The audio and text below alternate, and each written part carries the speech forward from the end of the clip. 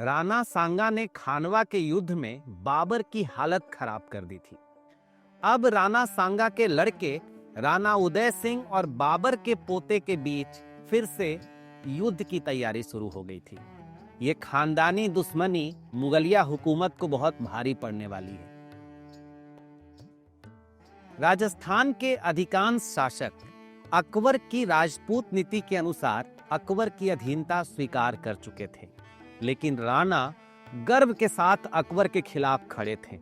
जहांगीर अपनी आत्मकथा तुजुक ए जहांगीरी में मेवाड़ के राणाओं को भारत के सभी राजाओं में सबसे महान बताया है। वहीं मेवाड़ अकबर के लिए बहुत जरूरी था, क्योंकि ये आगरा से गुजरात के बंदरगाहों के रास्ते में पड़ता था और अकबर इस पूरे रास्ते पर अपना प्रभाव बना के रखना चाहता था। राणा अकबर से समझौता या दोस्ती तो कर सकते थे। आखिरकार राजपूताना अपनी शत्रुता से ज्यादा दोस्ती निभाने के लिए जाने जाते हैं, लेकिन अकबर के दरबार में खुद उपस्थित होकर अकबर को सजदा और पैबोस पेश करना राणा को स्वीकार नहीं था। राणा ऐसे खानदान के थे जिनके बारे में कहा जाता है कि इस खानदान के किसी भी व्यक्ति ने किसी के सामने अपना सर नहीं झुकाया है। इसके साथ साथ अकबर की नीति के तहत राजकुमारी का विवाह अकबर से कराना तो राणा सपने में भी नहीं सोच सकते थे। ऐसी परिस्थिति में युद्ध अनिवार्य हो गया था। अकबर अपनी सेना के साथ मेवाड़ की ओर कूच करता है। उदय सिंह के साथ युद्ध में अकबर कोई जल्दबाजी नहीं दिखाता है और पूरी चालाकी के साथ रास्ते में पड़ने वाले सभी दुर्गों पर अधिकार करते हुए अपने लोगों को वहां नियुक्त करता है। ऐसा इसलिए किया गया ताकि अकबर जब मेवाड़ के मोर्चे पर लड़ रहा हो तो पीछे से कोई उस पर आक्रमण न कर दे। अलग अलग किलों पर आक्रमण करके वो राणा उदय सिंह को प्रलोभन भी दे रहा था कि वो इसे मौका समझकर मुगलों पर आक्रमण कर दे। लेकिन महाराणा उदय सिंह अकबर के इस जाल में नहीं फंसे थे। वे अपने परिवार को लेकर दुर्ग से निकल गए और जंगलों के रास्ते उदयपुर की तरफ बढ़ गए।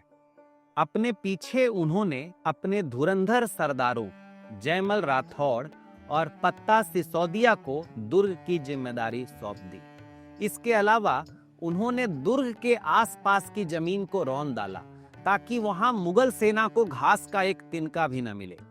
अंदर दुर्ग में राशन का भंडार था जो हजारों लोगों को महीनों तक खिला सकता था। मुगल सेना जब चित्तौड़ के दुर्ग तक पहुंची, महाराणा उदय सिंह जंगलों की तरफ निकल चुके थे। अकबर ने उनका पीछा न कर दुर्ग की घेरेबंदी करना उचित समझा।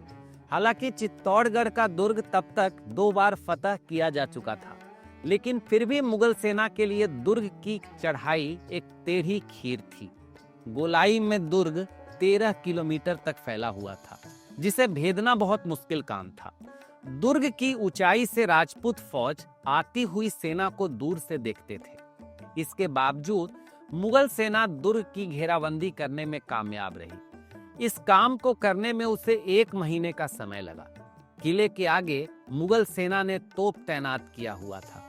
इसके बाद मुगल तोपों ने दुर्ग पर गोले बरसाने शुरू किए, लेकिन उस अभेद दुर्ग के सामने तोप के गोले रुई की फाई साबित हो रहे थे।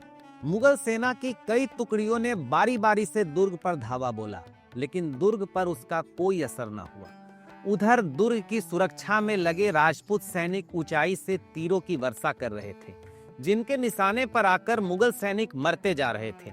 अपनी फौज का ये हस्र देखकर अकबर ने रणनीति बदली और एक नया प्लान बनाया। नए प्लान के तहत दुर्ग की दीवारों के नीचे से 2 सुरंग बनाई जानी थी, जिसमें बारूद भरकर विस्फोट किया जाना था ताकि दुर्ग की दीवार ढह जाए। लेकिन ये काम भी आसान नहीं था। सुरंग बनाने में लगे मजदूरों पर लगातार राजपूत सैनिकों का हमला हो रहा था। हर रोज 200 मजदूर मारे जा रहे थे, फिर भी वो लोग पीछे न हटे। इसका एक कारण था कि अकबर ने उन मजदूरों को सोने और चांदी में तोल दिया था। सुरंग बनाने का काम 2 लोगों के मत्थे था, राजा टोडरमल और कासिम खान। दोनों निर्माण के काम में माहिर थे। बड़ी मुश्किल से दोनों ने दुर्ग की दीवार तक पहुंचने का एक रास्ता बनवाया। इसे साबात कहा जाता है। जो दो तरफ से मिट्टी की दीवारों से ढका हुआ था। ये रास्ता इतना चौड़ा था कि उसमें से एक साथ 10 सैनिक चल सकते थे और ऊंचाई इतनी कि एक हाथी पार हो सके। इस बीच जैसे जैसे मुगल सेना निर्माण को आगे बढ़ा रही थी, चित्तौड़गढ़ के दुर्ग में बैठे सरदारों को अंदाजा होने लगा था कि अब किसी भी दिन मुगल आर्टिलरी दुर्ग की दीवार के एकदम नजदीक पहुंच जाएगी। इस काम के लिए मुगल सेना ने एक बड़ी तोप तैनात की हुई थी। हालात की नजाकत को देखते हुए जयमल राठौड़ ने अकबर से समझौता करना उचित समझा और अपने 2 नुमाइंदों को अकबर के पास सुलह करने भेजा। दोनों अकबर से मिलने पहुंचे और उनके सामने एक प्रस्ताव रखा। अगर अकबर दुर्ग की घेराबंदी छोड़ दे तो राजपूत अकबर की अधीनता को स्वीकार कर लेंगे, साथ ही सालाना पेशगी भी भेजा करेंगे। अकबर इसके लिए तैयार नहीं था। उसने मांग रखी कि खुद महाराणा उदय सिंह को उसके सामने आना होगा। राजपूत सरदारों को यह शर्त हरगिज मंजूर नहीं था। चित्तौड़गढ़ के पास अब युद्ध के अलावा कोई रास्ता नहीं बचा था। जंग के ऐलान के साथ ही राजपूत सैनिकों ने मुगलों पर ताबड़तोड़ हमलों की शुरुआत कर दी। ये हमला इतना भीषण था कि कई बार अकबर हमले की चपेट में आने से बाल बाल बचा। लड़ाई कई हफ्तों से चल रही थी। मुगल सैनिक एक एक कर दुर्ग में खड़े राजपूत सैनिकों को निशाना बना रहे थे, लेकिन ये सब किसी काम नहीं आ रहा था। मुगल सैनिक जितनी बार दुर्ग की दीवारों को नुकसान पहुंचाते, उतने ही तेजी से उनकी मरम्मत भी कर दी जाती थी। अंत में अकबर ने अपने सैनिकों को दुर्ग की नींव में बारूद भरने का हुक्म दिया। 17 दिसंबर के रोज दुर्ग के नीचे 2 स्थानों पर बारूद भरा गया। पहले विस्फोट में दुर्ग का एक हिस्सा ढह गया और उसके ऊपर तैनात सैनिक मारे गए। यह देखकर उत्साह से भरी मुगल टुकड़ियों ने धावा बोल दिया और इस चक्कर में ध्यान ही नहीं दिया कि एक और विस्फोट होना अभी बाकी है। जैसे ही मुगल सैनिक दुर्ग के पास पहुंचे, दूसरा विस्फोट हुआ और 500 से अधिक अकबर के विशेष सैनिक मारे गए। अकबर अपनी लाख कोशिश और असीमित संसाधनों के बाद भी अपनी सैनिकों के हश्र को देखकर चिंतित था। 23 फरवरी की रात को राजपूत प्रतिरोध का अंत अकबर के लिए एक भाग्यशाली गोली से हुई। रात के अंधेरे में तोपों के चमचमाती आग में अकबर को किले के अंदर एक आदमी दिखा जो कोई मरम्मत कार्य का निरीक्षण कर रहा था। अकबर नहीं जानता था कि यह आदमी कौन है, लेकिन अकबर ने अपनी पसंदीदा तो संग्राम से एक निशाना साधा और वो व्यक्ति मारा गया। कुछ ही देर में किले के अंदर से आग की लपटें उठने लगी। राजा भगवान दास ने अकबर को समझाया कि ये राजपूत स्त्रियों का जौहर है, जिसका मतलब ये है कि राजपूत आखिरी लड़ाई की तैयारी कर चुके हैं। अगली सुबह अकबर को पता चला कि उसके तोप के गोले से मरने वाला व्यक्ति कोई और नहीं बल्कि जयमल राठौड़ था। जयमल की मृत्यु के साथ ही राजपूत सरदारों ने जान की परवाह किए बिना मुगलों पर हमला कर दिया। मुगल सैनिक अब तक दुर्ग के अंदर घुस चुके थे। अकबर खुद एक हाथी पर चढ़ा और दुर्ग के अंदर दाखिल हो गया। करीब 300 हाथियों ने दुर्ग के अंदर तबाही मचानी शुरू कर दी।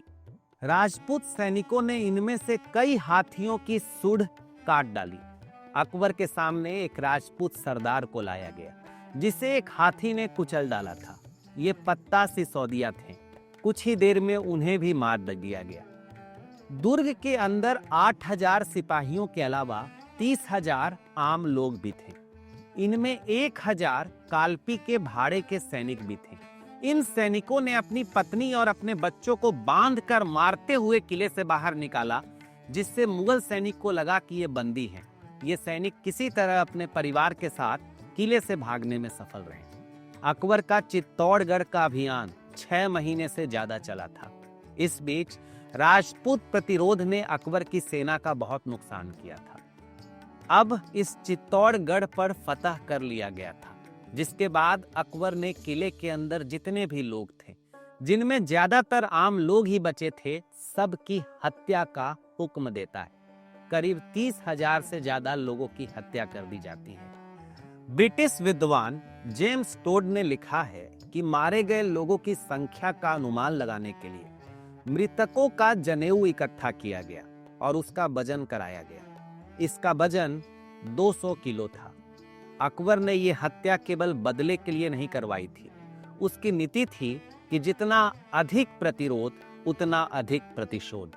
लेकिन इसके बाद भी अकबर राजपूताना सौर को डरा नहीं सका और उसकी ये जीत अधूरी ही रह गई। इस जीत के बाद अकबर चित्तौड़ में 3 दिन ठहरा, जिसके बाद यहाँ से आगरा पहुंचने पर अपने किले के बाहर हाथी पर बैठे हुए जयमल राठौर और पत्ता सिसोदिया की मूर्ति को किले के दरवाजे पर स्थापित किया। इसका मतलब कुछ लोगों ने राजपूत सौर को सम्मान देने का अकबर के तरीके के तौर पर लगाया, वहीं कुछ लोगों ने इसे इस तरह देखा कि वे राजपूत सौर को अपने गेट कीपर के तौर पर चित्रित कर रहा है।